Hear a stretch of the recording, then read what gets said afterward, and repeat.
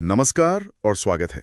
आज हम राजस्थान के भौगोलिक खाके पर एक गहरी नजर डालने वाले हैं। जी। हमारे पास जो स्रोत हैं वो सिर्फ आंकड़े नहीं हैं, बल्कि एक कहानी की चाबियां हैं। हम ये समझने की कोशिश करेंगे कि राजस्थान, जो भारत के नक्शे पर एक पतंग की तरह दिखता है, वो असल में इतना खास क्यों है। तो आज का हमारा मिशन है इन नंबरों और तथ्यों के पीछे की असल कहानी को उजागर करना, ये जानना कि जमीन पर इनका मतलब क्या है। बिल्कुल। किसी भी जगह की पहचान को समझने का सफर उसके भूगोल से ही शुरू होता है। राजस्थान की जमीन, यहाँ के पहाड़, नदियाँ और रेगिस्तान, ये सिर्फ नज़ारे नहीं हैं। इन्होंने यहाँ के इतिहास को, संस्कृति को और यहाँ के लोगों के जीने के अंदाज को गढ़ा है। तो चलिए इन स्रोतों की मदद से एक एक करके इन परतों को खोलते हैं। बिल्कुल। ठीक है, तो चलिए सफर की शुरुआत करते हैं और सबसे पहले राजस्थान को देखते हैं अंतरिक्ष से, सूरज की नजर से। हमारे स्रोत बताते हैं कि साल में 2 दिन ऐसे होते हैं जो राजस्थान के लिए बहुत मायने रखते हैं। पहला है 21 जून, इसे कर्क संक्रांति कहते हैं। इस दिन ऐसा क्या खास होता है? इस दिन सूरज कर्क रेखा पर यानी 23.5 डिग्री उत्तरी अक्षांश पर एकदम सीधा चमकता है। और चूंकि राजस्थान इस रेखा के बहुत करीब है, इसका सीधा असर ये होता है कि इस दिन राजस्थान को साल का सबसे लंबा दिन और सबसे छोटी रात मिलती है। बिल्कुल, ये वो दिन है जब सूरज आसमान में सबसे ज्यादा देर तक रहता है। और एक मजेदार बात जो हमारे स्रोत बताते हैं वो परछाई से जुड़ी है। हाँ, ये एक बहुत अच्छा अवलोकन है। चूंकि सूरज लगभग सिर के ऊपर होता है, इसलिए 21 जून को दोपहर के वक्त आपकी परछाई साल में सबसे छोटी बनती है। अच्छा।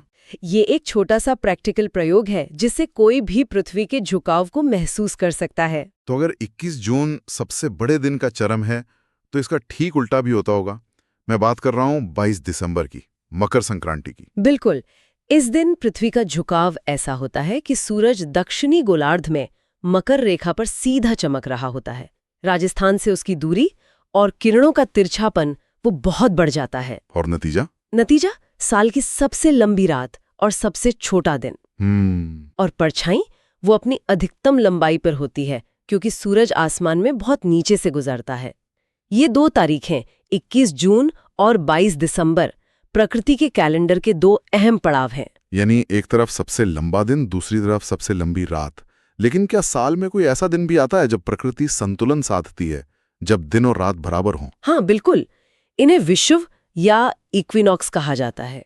साल में 2 बार 21 मार्च और 23 सितंबर को सूरज सीधे भूमध्य रेखा यानी इक्वेटर के ऊपर होता है। अच्छा। इन 2 दिनों में पूरी दुनिया में, जिसमें राजस्थान भी शामिल है, दिन और रात की लंबाई लगभग बराबर हो जाती है। ये संतुलन के दिन हैं। जी, जो हमें याद दिलाते हैं कि कैसे पृथ्वी अपनी धुरी पर घूमते हुए एक परफेक्ट लय बनाए रखती है। ये तो कमाल है। तो हमने आसमान से राजस्थान की स्थिति को समझ लिया। अब जमीन पर उतरते हैं और इस विशाल भूभाग को नापते हैं। चलिए उत्तर से दक्षिण की तरफ चलते हैं। ये फैलाव कितना है? हमारे स्रोत इस बारे में बहुत सटीक आंकड़े देते हैं। राजस्थान का अक्षांशीय विस्तार यानी लैटिट्यूडनल स्प्रेड दक्षिण में 23 डिग्री 03 मिनट उत्तरी अक्षांश से शुरू होता है। 23 डिग्री 03 मिनट से? और उत्तर में 30 डिग्री 12 मिनट उत्तरी अक्षांश तक जाता है। इन दोनों के बीच का जो अंतर है वो है 7 डिग्री 09 मिनट का। 7 डिग्री 09 मिनट। अब एक आम इंसान के लिए इसका क्या मतलब है?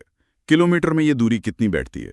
किलोमीटर में ये दूरी 826 किलोमीटर है। 826? जी। इसे और असली बनाने के लिए स्रोत इसके अंतिम सिरों का भी जिक्र करते हैं।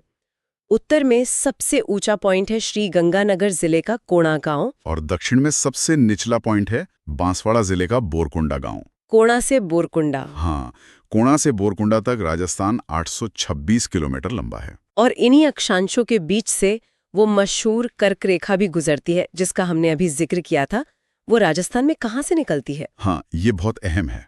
कर्क रेखा राजस्थान के बिल्कुल दक्षिणी छोर को छूकर निकलती है। ये 2 जिलों से गुजरती है, बांसवाड़ा शहर के बीच से और डूंगरपुर जिले के दक्षिणी हिस्से से। लेकिन राज्य में इसकी लंबाई ज्यादा नहीं है शायद। नहीं, राज्य में इसकी कुल लंबाई सिर्फ 26 किलोमीटर है, लेकिन इसका भौगोलिक महत्व बहुत बड़ा है। क्या महत्व है इसका? इसका महत्व ये है कि ये रेखा राजस्थान को आधिकारिक तौर पर उपोष्ण कटिबंधीय यानी सब ट्रॉपिकल जोन में रखती है। अच्छा, तो ये टैग इसी रेखा की वजह से है। जी, यही वो भौगोलिक टैग है जो राजस्थान के गर्म और शुष्क मौसम का मुख्य कारण है। तो ये 26 किलोमीटर की लाइन एक तरह से पूरे राज्य के क्लाइमेट की कहानी कहती है। 826 किलोमीटर लंबा, ये तो बहुत है। पर मैंने कहीं पढ़ा है कि राजस्थान लंबा होने से ज्यादा चौड़ा है। क्या ये सच है? पूर्व से पश्चिम का क्या हिसाब है? ये बात बिल्कुल सही है। अब हम देशांतरीय विस्तार यानी लॉन्गिट्यूडनल स्प्रेड की बात करते हैं। राजस्थान पश्चिम में 69 डिग्री 30 मिनट्स पूर्वी देशांतर से शुरू होता है और पूर्व में 88 डिग्री 17 मिनट पूर्वी देशांतर तक फैला है।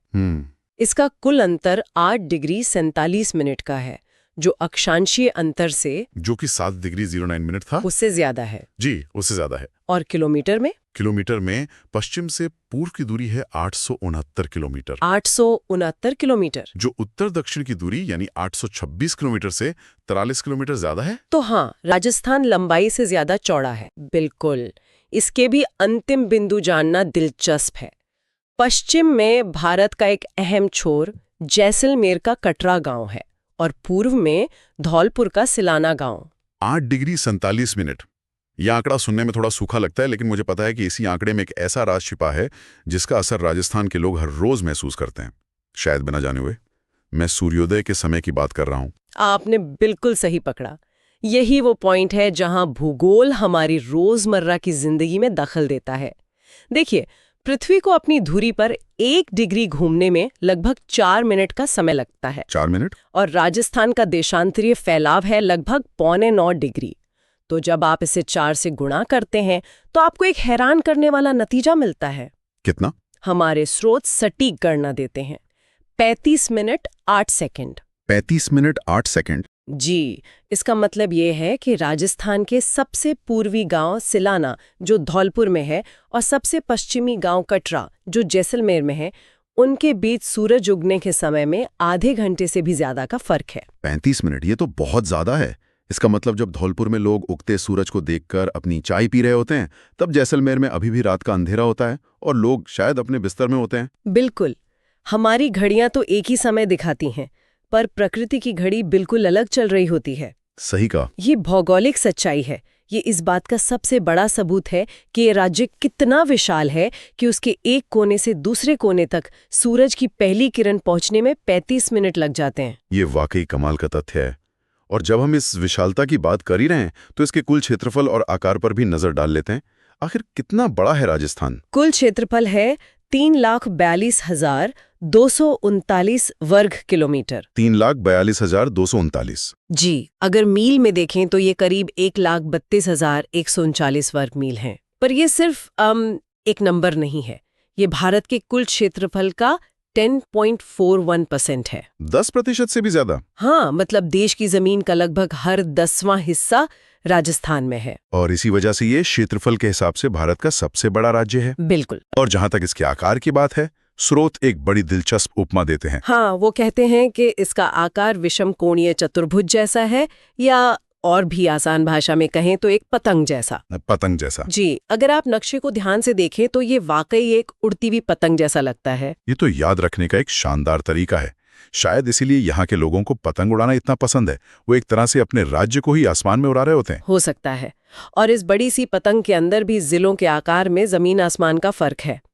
एक तरफ जैसलमेर जैसा जिला है जो 38,401 वर्ग किलोमीटर का है। 38,000 वर्ग किलोमीटर से भी ज्यादा? जी, ये खुद दुनिया के कई देशों जैसे इजराइल या बेल्जियम से बड़ा है। जी।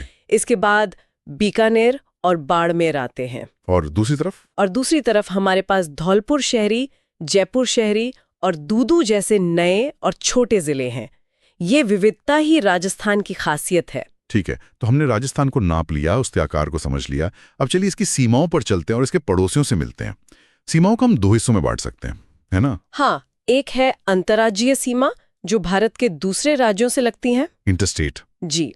और दूसरी है अंतर्राष्ट्रीय सीमा, जी, जो हमारे पड़ोसी देश से लगती है। पहले अंतर्राज्यीय सीमा की बात करते हैं। इसकी कुल लंबाई 4850 किलोमीटर है। 4850। और ये 5 राज्यों से लगती है। हाँ, 5 राज्यों से। और किसके साथ सबसे लंबी और किसके साथ सबसे छोटी सीमा है, ये जानना दिलचस्प होगा। सबसे लंबी सीमा है मध्य प्रदेश के साथ, पूरे 1600 किलोमीटर की। 1600 किलोमीटर? हाँ, ये एक बहुत बड़ी सीमा है जो दक्षिण पूर्व में फैली है। ये सिर्फ एक राजनीतिक रेखा नहीं है, ये एक विशाल सांस्कृतिक गलियारा है। सोचिए, इस 1600 किलोमीटर के फैलाव में बसे गांवों में भाषा, खान पान और रीति रिवाजों का कितना गहरा मेलजोल होता होगा। और सबसे छोटी? सबसे छोटी सीमा उत्तर में पंजाब के साथ है, सिर्फ 89 किलोमीटर। सिर्फ 89? बाकी 3 राज्यों में हरियाणा के साथ 1262 किलोमीटर, गुजरात के साथ 1022 किलोमीटर और उत्तर प्रदेश के साथ 877 किलोमीटर की सीमा लगती है। ये तो हुई देश के अंदर की बात। अब उस सीमा पर आते हैं जो राजस्थान को अंतर्राष्ट्रीय नक्शे पर एक बहुत ही संवेदनशील जगह देती है, इसकी पाकिस्तान के साथ लगने वाली सीमा। हाँ, ये हमारी अंतर्राष्ट्रीय सीमा है। इस पर राजस्थान के कुल 5 जिले पड़ते हैं। उत्तर से दक्षिण की ओर चलें तो ये हैं श्रीगंगानगर, अनूपगढ़, बीकानेर, जैसलमेर और बाड़मेर। मुझे लगता है कि यहाँ एक बहुत बारीक लेकिन महत्वपूर्ण बात है जिसे हमारे स्रोत उजागर करते हैं। ऐसा नहीं है कि ये 5 जिले एक जैसे हैं, इनमें एक फर्क है। आपने बिल्कुल सही पकड़ा। ये एक ऐसा नुक्ता है जिस पे अक्सर लोग ध्यान नहीं देते हैं। इन 5 जिलों में से केवल 3 जिले ऐसे हैं जो सिर्फ अंतर्राष्ट्रीय सीमा बनाते हैं। सिर्फ अंतर्राष्ट्रीय? हाँ, ये हैं अनूपगढ़, बीकानेर और जैसलमेर। इनकी सीमा केवल और केवल पाकिस्तान से लगती है, किसी भारतीय राज्य से नहीं। तो फिर बाकी 2, श्रीगंगानगर और बाड़मेर का क्या? वो उभयनिष्ठ जिले हैं, यानी उनकी सीमाएं दोहरी प्रकृति की हैं। अच्छा। श्रीगंगानगर की सीमा पाकिस्तान से भी लगती है और पंजाब से भी। अच्छा, दोनों से? जी। इसी तरह बाड़मेर की सीमा पाकिस्तान से भी लगती है और गुजरात से भी। ये तो एक बहुत ही महत्वपूर्ण रणनीतिक जानकारी हुई। बिल्कुल। इसका मतलब है कि इन 2 जिलों के प्रशासन को न केवल अंतर्राष्ट्रीय सीमा की चुनौतियों को देखना पड़ता है, बल्कि अंतर्राज्यीय मुद्दों को भी संभालना पड़ता है। तो इन सब का क्या मतलब है? ये सिर्फ भौगोलिक सीमाएं नहीं है, ये सांस्कृतिक और व्यापारिक संगम भी हैं। राजस्थान में ऐसे 4 जिले हैं। अगर हम उत्तर से शुरू करें तो सबसे पहले आता है हनुमानगढ़, जो पंजाब और हरियाणा दोनों से सटा हुआ है। अच्छा, तो इसका मतलब वहाँ पंजाबी और हरियाणवी दोनों संस्कृतियों का गहरा असर देखने को मिलता होगा, भाषा से लेकर रहन सहन तक में। जी, और यही बात इसे खास बनाती है। फिर थोड़ा और नीचे आए तो नया बना जिला डीग है। ये हरियाणा और उत्तर प्रदेश के बीच एक सैंडविच की तरह है। पूर्व में धौलपुर है, जो उत्तर प्रदेश और मध्य प्रदेश से जुड़ता है, और आखिर में दक्षिण में बांसवाड़ा, जो मध्य प्रदेश और गुजरात की सीमाओं को छूता है। इन जगहों पर अक्सर 2 राज्यों की भाषा, व्यापार और रिश्तों का एक अनोखा मेल देखने को मिलता है। एक तरफ तो ये डबल बॉर्डर वाले जिले हैं और दूसरी तरफ वो जो किसी भी राज्य या देश को छूते ही नहीं।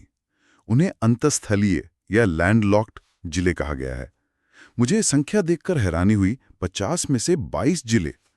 ये तो राज्य का लगभग आधा हिस्सा हो गया, जो पूरी तरह से अंदर ही सिमटा हुआ है। हाँ, ये आंकड़ा राजस्थान की अपनी आंतरिक बनावट को समझने के लिए बहुत जरूरी है। इन 22 जिलों की दुनिया राजस्थान के भीतर ही शुरू और खत्म होती है। जोधपुर, पाली, नागौर, अजमेर, टोंक और हाल ही में बना दूदू जिला, ये सब इसी श्रेणी में आते हैं। तो फिर इनका क्या महत्व है? अगर ये बाहरी राज्यों से नहीं जुड़ते तो क्या ये कम महत्वपूर्ण हो जाते हैं? बिल्कुल नहीं, बल्कि इनका महत्व और बढ़ जाता है। सोचिए, ये जिले राज्य के अंदरूनी हिस्सों के लिए, मतलब धमनियों की तरह काम करते हैं। इन्हीं के जरिए राज्य के एक कोने से दूसरे कोने तक व्यापार, संसाधन और प्रशासन पहुंचता है। ये राजस्थान को आपस में जोड़ने वाली गोंद है। इसी जुड़ाव की बात पर एक और दिलचस्प चीज सामने आई। जयपुर ग्रामीण नाम का एक जिला है जो किसी मकड़ी के जाले के केंद्र जैसा लगता है। कहते हैं कि ये 10 जिलों से घिरा हुआ है, जो पूरे राज्य में सबसे ज्यादा है। ये एक बेहतरीन उपमा है। 10 जिलों से घिरा होने का मतलब है कि ये एक तरह का ट्रैफिक जंक्शन है। राज्य की कोई भी बड़ी योजना, कोई भी बड़ा सप्लाई रूट इसे नजरअंदाज कर ही नहीं सकता। ये राजधानी जयपुर की सफलता और उसके बोझ दोनों को अपने कंधों पर उठाता है। कोई भी सामान्य प्रशासनिक निर्देश अगर राज्य में फैलना है तो उसका रास्ता अक्सर जयपुर ग्रामीण से होकर ही गुजरेगा। ये इसे एक बहुत बड़ा लॉजिस्टिक और एडमिनिस्ट्रेटिव हब बना देता है। सीमाओं से जुड़ी एक और बात ने मुझे सच में उलझा दिया। जब मैंने पढ़ा कि कोटा और चित्तौड़गढ़ मध्य प्रदेश से 2 बार सीमा बनाते हैं तो मुझे समझ ही नहीं आया। मेरा दिमाग तो एक सीधी लाइन ही सोच रहा था। ये नक्शे पर दिखता कैसे? ये उलझन स्वाभाविक है। असल में इन जिलों का नक्शा एक अखंड टुकड़ा नहीं है। कोटा और चित्तौड़गढ़ दोनों का एक हिस्सा मध्य प्रदेश से लगता है, फिर बीच में राजस्थान का कोई और इलाका आ जाता है। अच्छा। और फिर उसी जिले का एक दूसरा अलग थलग हिस्सा दोबारा मध्य प्रदेश की सीमा को छूता है। ये भूगोल की कोई अनोखी घटना नहीं है, बल्कि इतिहास की देन है। पुरानी रियासतों और जागीरों का बंटवारा कुछ इस तरह हुआ था कि उनके कुछ हिस्से मुख्य इलाके से कटे हुए थे, और वो विरासत आज भी हमारे प्रशासनिक नक्शे पर जिंदा है। ये 2 बार सीमा वाली बात साफ करती है कि ये लकीरें आज नहीं बल्कि बहुत पहले खींची गई थीं। और ये हमें सीधे इतिहास की ओर ले जाता है कि कैसे 26 जिलों का राजस्थान आज 50 का हो गया। ये सफर भी अपने आप में कहानी है। बिल्कुल। 1 नवंबर 1956 को जब राजस्थान अपने आज के स्वरूप में आया, तब यहाँ सिर्फ 26 जिले थे। 26वां जिला बना था अजमेर। उस दिन से लेकर आज तक का सफर राजस्थान की बदलती जरूरतों और बढ़ती आबादी का आईना है। तो 26 के बाद 27वां जिला बना धौलपुर साल 1982 में। लेकिन उसके बाद जो हुआ वो ज्यादा दिलचस्प है।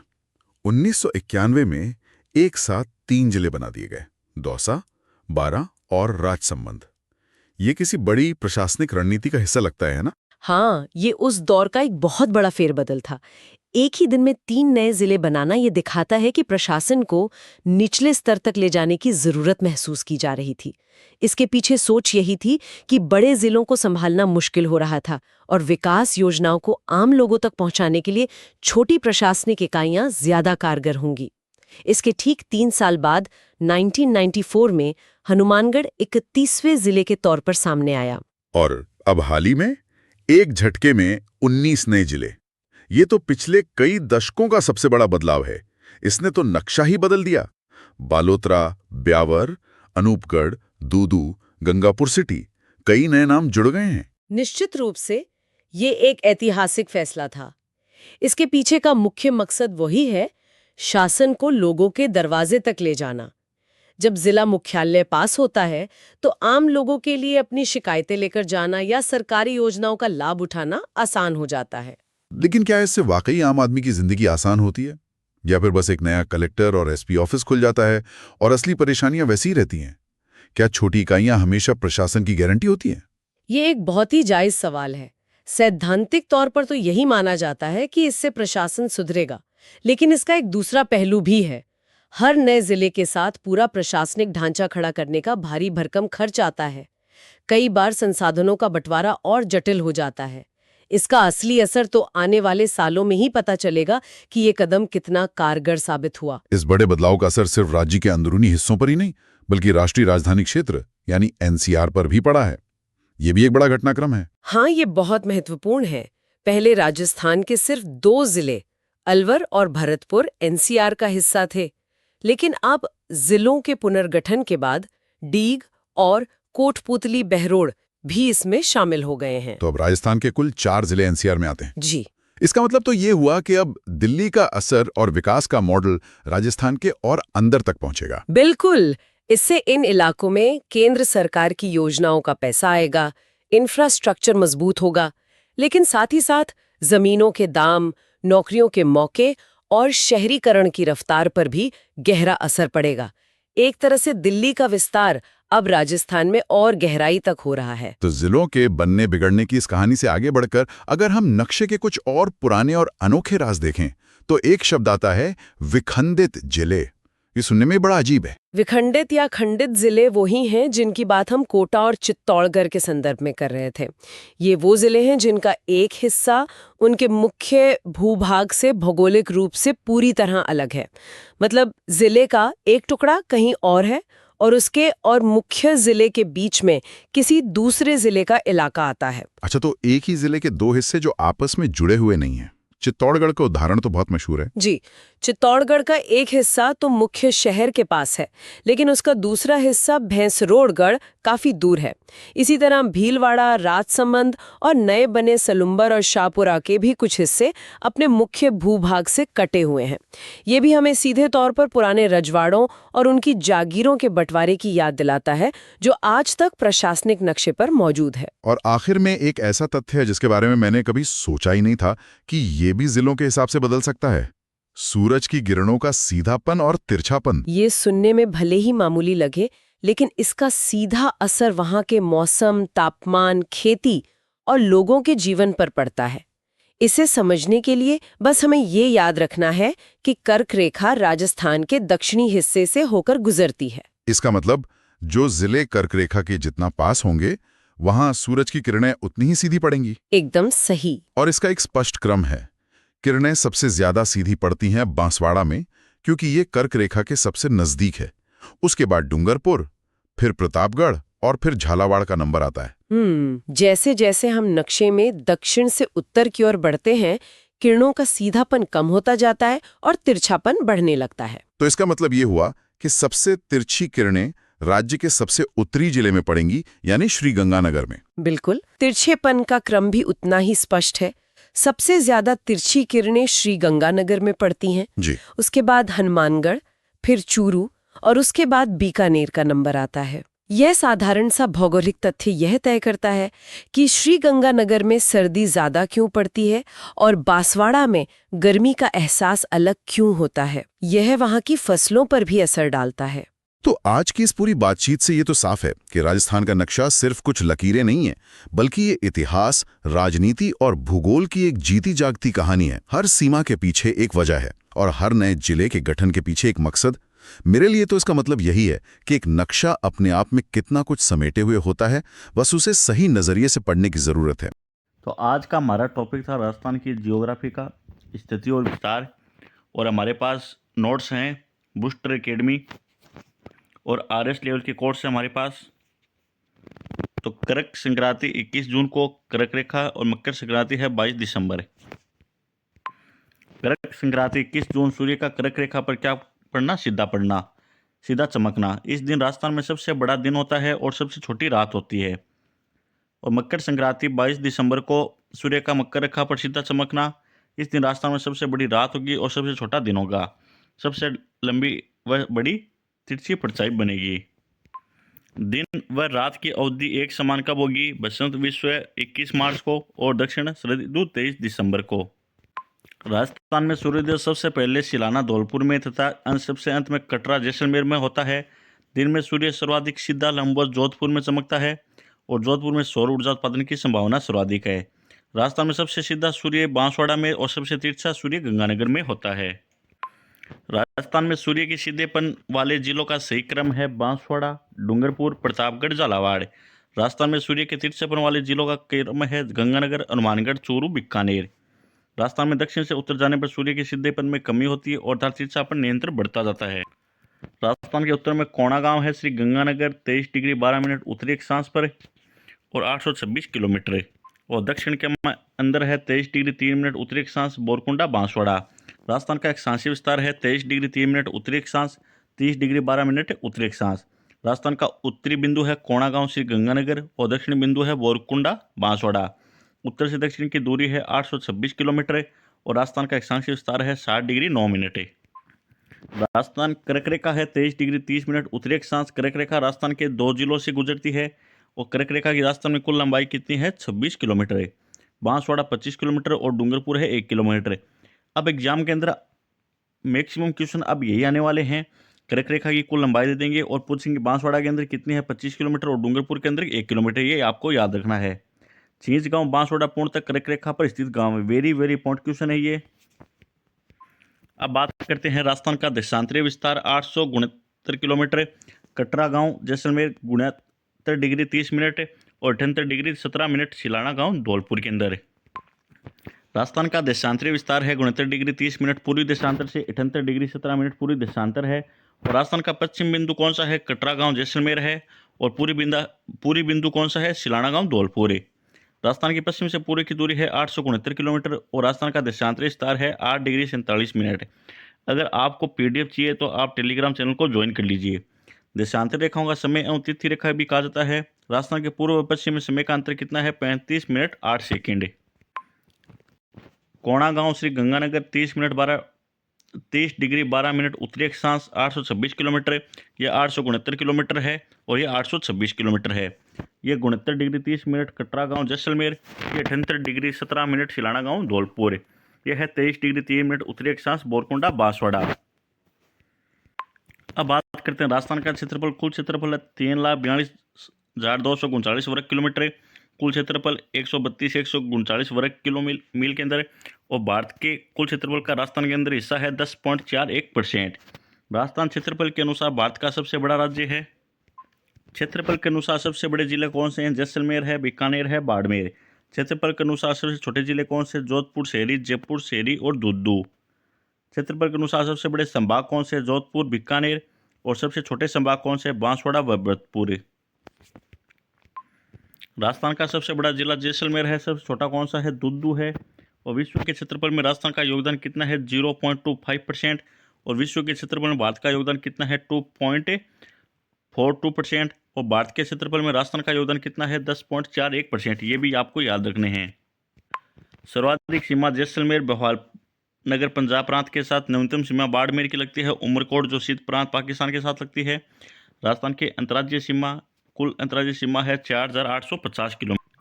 सर्वाधिक अंतर्राज्यीय सीमा झालावाड़ MP के साथ 520 किलोमीटर। न्यूनतम अंतर्राज्यीय सीमा बाड़मेर गुजरात के साथ लगती है। आपसे मिलान चिन्ह वाला ये पूछ सकते हैं। मध्य प्रदेश की 1600, हरियाणा की 1262, गुजरात की 1022, उत्तर प्रदेश की 877 और पंजाब की है 89 किलोमीटर।